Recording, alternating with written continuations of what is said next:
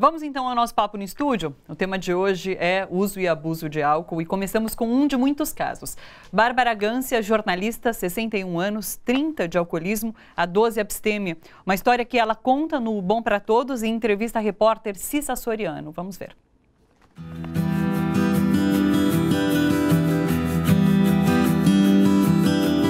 A gente não para de beber por força de vontade. Não tem nada a ver com força de vontade. Aliás, isso é uma coisa que precisa deixar claro, que eu percebi, me dei bem conta disso, que beber não é uma fraqueza de caráter. Beber é uma doença, é uma cilada. E é uma cilada que eu, por exemplo, eu não sabia. É aquela coisa, você começa a beber, por que você começou a beber? A primeira vez que eu bebi, eu tinha 3 anos de idade. A segunda eu tinha 6, a terceira eu tinha 9. Com 16, 17, eu comecei a beber regularmente. Com 14, 15 já estava bebendo, mas com 16, 17 eu peguei pesado. E eu não tinha ideia que eu estava me metendo, porque era bom. Eu bebia e eu gostava. Quando eu bebi com 3 anos, eu falei, nossa, que coisa deliciosa, minha mãe conta, eu não me lembro. A segunda vez, que foi com 6, que foi com bombom, com licor, essa vez eu lembro e eu lembro que eu me senti bem. A terceira vez foi num churrasco que meu pai estava jogando bola e tal, e eu lembro que eu bebi um ponche dentro de uma coisa atraente, cheio de coisa colorida. Bebi e eu fui encontrada numa estrada, deitada numa estrada de terra à noite, admirando as estrelas e feliz da vida. A primeira vez foram sobras de copo. Sim, sobras de copo de uma festa. Mas pra você ver, eu já tinha tido alguns episódios, era óbvio que a bebida me atraía. E então com 16, 17 anos e eu era uma menina mais tímida. Depois eu aprendi a não ser porque eu me esculachei tanto que eu não virei mais tão recatada aí do lar. Mas eu era uma pessoa tímida. Eu lembro que eu chegava nas festas, o meu primeiro drink que eu servia, a minha mão tremia, porque eu ficava tímida. Daí eu bebia, virava...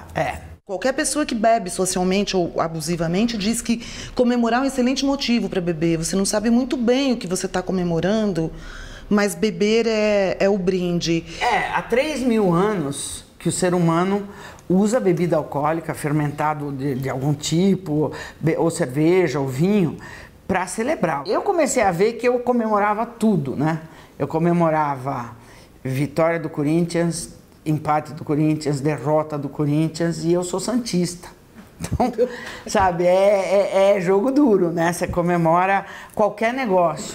Então, no AA, a gente fala que a bebida, a dependência é um mal progressivo, incurável e mortal. Você vai acabar aumentando a dose, ficando pior, e se você não parar, o único jeito de você controlar isso é parando. E uma das razões também que eu parei de beber é que eu comemorei tudo, não ficou faltando nada, não ficou faltando batizado, casamento, divórcio, ser mandada embora, ser admitida no trabalho, tudo eu comemorei. E achei que era uma hora de parar. Eu já tinha consciência de que eu era alcoólatra. Como é que foi ter essa consciência? Então, tem uma coisa que dá uma virada de chave? Às vezes tem, às vezes não tem. Às vezes é uma coisa muito ruim. Depende, às vezes é uma coisa de motivação. No meu caso, eu parei de beber várias vezes, não foi uma só. Mas no momento que você se coloca no hoje e não fica pensando nas desgraças que você cometeu bêbado lá atrás, nem na falta de futuro que você está vendo, que você está construindo um futuro nefasto, quando você se concentra nas 24 horas, você fala, hoje eu não vou beber. Vou arrumar um jeito, ou eu vou ficar 3 horas numa reunião de 2 horas, depois eu vou para casa da minha mãe, depois eu tenho amigos que vão me amparar, que não são dessas. Então eu consigo 24 horas, depois consigo mais 24. Os primeiros 90 dias são cruciais. Eles falam 90 dias, 90 reuniões, que para quem não se interna, e todo dia é um método. Tem que conscientizar as pessoas. Eu, quando aprendi por que eu não podia beber, o que acontecia quando eu bebia, como que isso não vai ter fim nunca, como essa ideia de negociar, olha, hoje eu não vou tomar tantos drinks, eu vou trocar vinho por cerveja, ou eu vou não beber uísque, vou beber vodka, sei lá eu. isso não funciona. Nenhuma das vezes que eu tentei fazer essa negociação, por isso que o primeiro passo é admitirmos que somos impotentes perante o álcool, porque você é impotente, você não consegue lidar com isso. Da medida que você tomou um, você vai tomar todas. Então eu tenho que evitar de tomar esse um.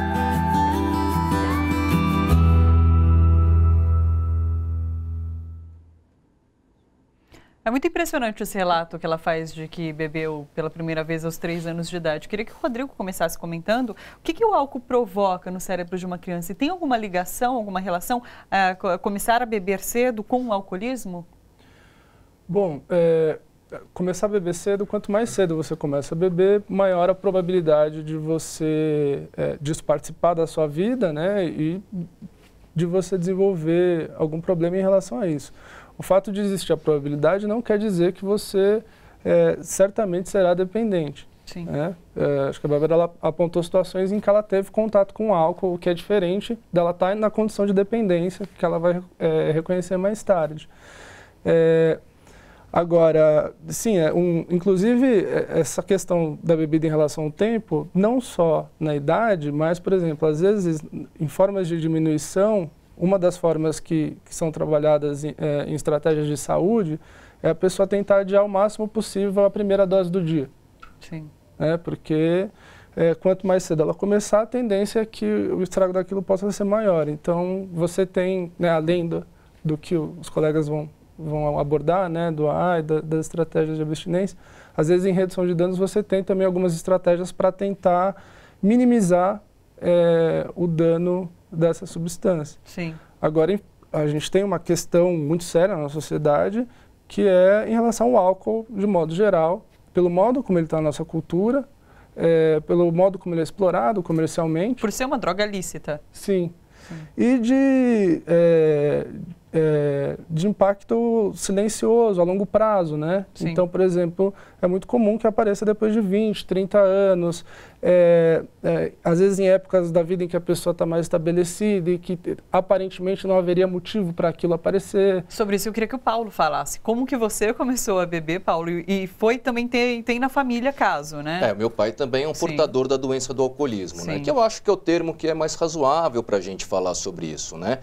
O termo alcoólatra ficou uma coisa muito pejorativa da nossa sociedade, daquela pessoa que é um indivíduo de mau caráter, né, que insiste em beber álcool a despeito do sofrimento que causa para si e para os outros. Então, eu prefiro essa expressão. Meu pai também desenvolveu a doença do alcoolismo, porém eu não bebi dentro de casa. Eu fui conhecer a bebida alcoólica num esquema muito de balada, de farra, matando aula. Eu tinha 15, 16 anos, eu estudava num bom colégio, um colégio conhecido na capital de São Paulo, e via aquela molecada jogando truco, né, as moças juntas. Eu achava aquilo lá uma maravilha. E bebi. E durante muito tempo eu sabia uma coisa que até hoje me chama muito a atenção. Eu sabia a hora de parar. Eu conseguia parar, conseguia ter uma vida produtiva, conseguia estudar, conseguia entrar na faculdade. Aí foi uma maravilha, né? Porque aí a questão social ela é mais intensa ainda. E aí, aos poucos, progressivamente, como ele observou muito bem, vai se perdendo esse controle. É uma espécie de monstro que vai cercando a gente pelos lados. E o dependente químico do álcool, como é o meu caso, a gente sempre tem uma dificuldade de interpretação. Se alguém fala assim, olha, você não acha que você está bebendo muito, já perdeu o emprego, já repetiu de ano na faculdade, aí a pessoa pensa assim, né? No meu caso, eu tinha muito essa ideia. Tá com inveja. Tá com inveja. Eu tenho uma vida livre, eu sei bem o que é viver. E aí vai passando um tempo, vai progredindo, vai piorando, e aí chega naquelas fases finais da doença do alcoolismo, e aí que ninguém mais tem dúvida, né, que a pessoa é um dependente químico do álcool, que aí é acordar cedo e tremer, né, ter alucinação. Foi assim para você, quando você percebeu? Cheguei no estágio final da doença do alcoolismo. Sim. Eu não conseguia acordar sem ficar tremendo, né, antes de tomar uma. Se tomasse uma, estava tudo resolvido. Pegar uma xícara de café era um esporte muito radical, impossível. E aos poucos, né, essa situação, mas não é de repente, né? Perdi faculdade, perdi trabalho, E aí os dias, para resumir muito, eles se limitavam a beber, beber, beber, beber, beber, beber, desmaiar. Beber, beber, beber, desmaiar. E aí é desmaiar em qualquer lugar. A gente não escolhe onde desmaia. Então a gente pode desmaiar num lugar conhecido, num lugar desconhecido, na rua, como eu desmaiei várias vezes. Sim. E a partir daí é que em algumas pessoas a gente tem a sorte de conseguir parar, né? E quando eu digo sorte mesmo, porque a gente divulga muito pouco, né? Esse problema, essa doença, da forma como corajosamente o seu programa está fazendo hoje. Porque, inclusive, a gente conversava lá atrás que são poucas as pessoas que aceitam falar sobre isso, como você fez de escrever um livro, como a Bárbara fez de escrever um livro, são poucas as pessoas, porque elas são julgadas. Pouquíssimas, porque como a gente ainda tem muito essa questão moral, né? Existe muito um conceito assim, olha, se você moralmente é correto, você não vai desenvolver a dependência química do álcool. Se você moralmente se consertar, você, quem sabe, até pode beber regularmente, até, né? Então, existe muita questão moral do vagabundo, da pessoa que é um insensível com relação à dor alheia, porque é muito triste a doença do alcoolismo. Então, mesmo quando as pessoas param de beber e começam a retomar uma vida produtiva, uma vida boa, a primeira coisa, e eu acho que com razão, né, para a pessoa se proteger, ela não abre o que a gente chama de anonimato. Né? A gente não sai por aí pregando, dizendo, olha, eu era daquele... É uma situação muito delicada e muito individual de cada um. E ninguém tem o poder de decidir se você deve abrir o anonimato ou não. Né? No meu caso, né, por uma questão pessoal minha, eu achei que eu seria útil socialmente fazendo isso. Mas as pessoas julgam rapidamente. Agora, falando nessa questão do processo de recuperação, Mário, a Bárbara Gância, ela passou por 3 internações, mas foi no AA que ela conseguiu parar de beber, de fato. Ela diz ainda que está em recuperação, por isso até hoje ela frequenta as reuniões do AA. Eu queria que você explicasse para a gente o que se difere o tratamento do AA para o de uma clínica de reabilitação. Alcoólicos Anônimos é uma irmandade de homens e de mulheres que repartilham forças, esperanças para resolver problemas que cada um tem, que é o alcoolismo, e ajudar outras pessoas que têm o mesmo problema. A Irmandade de Alcoólicos Anônimos existe no mundo desde 1935, surgiu nos Estados Unidos, por uma ação entre Bob, que era um trabalhador da Bolsa de Valores, um corretor da Bolsa de Valores americana, e Bill, que era um médico. E os dois doentes alcoólicos perceberam que, estando juntos, conversando, trocando figurinhas entre eles, eles conseguiam ficar mais fortalecidos em relação à questão do alcoolismo. Então, esse foi o início de uma ação que hoje está fundada, logo depois foi fundada num programa de 12 Passos. 12 Passos é a programação de Alcoólicos Anônimos e de várias outras irmandades que cuidam da questão de compulsões. O alcoolismo, para a ciência, é uma doença. Alcoólicos Anônimos também segue essa orientação e percebe que o doente alcoólico, a pessoa que está procurando uma atenção para essa questão, ela pode ter uma ajuda estando em grupo. As reuniões de Alcoólicos Anônimos são excelentes para as pessoas que têm problemas com álcool, que reconheceram que esse problema existe, que já sofreram problemas de perda de trabalho, doenças, às vezes físicas e mentais, e estão querendo sair dessa situação. Quando alguém está ali no grupo, é proposto a ele que ele siga essa programação, que é muito simples, é básica, dos 12 passos. O primeiro passo fala da impotência em relação ao álcool. Que é exatamente como ela termina a reportagem, falando dessa impotência, Exato. Né? O alcoólico, ele não consegue se posicionar em estancar a bebedeira dele no primeiro, segundo, terceiro gole, ele vai adiante.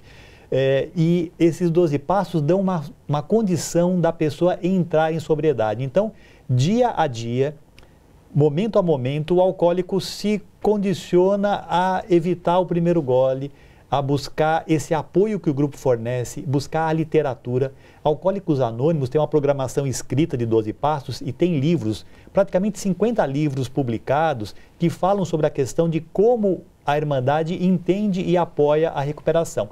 Não cobra taxas, anuidades, mensalidades. Alcoólicos Anônimos é independente, ele tem a sua própria... o custeio da manutenção da Irmandade vem dos seus próprios membros. Sim. E o objetivo maior é levar a mensagem para o alcoólico que ainda sofre. Sim. É interessante porque várias das conversas que a gente tem aqui no estúdio, inclusive em relação a outros assuntos, a gente sempre fala em rede de apoio. E o AA é uma grande rede de apoio, né? Exato. Eu queria que o Paulo falasse sobre como foi para você esse processo de recuperação. Você passou pelo AA?